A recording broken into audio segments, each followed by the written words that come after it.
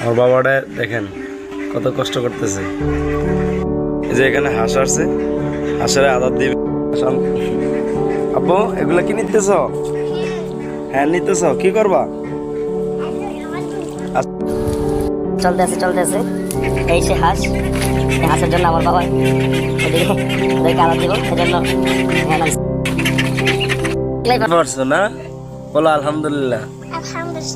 হ্যাঁ, এই যে হ্যান্ড করতেছে পুরা দিয়ে হাঁসের আদার দিবে। দেখেন সে একা একাই করতেছে। আমরা এখন ধান দিলাম, ধান পড়ে গেছে আনতে গিয়ে, তো হাঁস নিজেই এই সাই আমি একটু সহযোগিতা করি।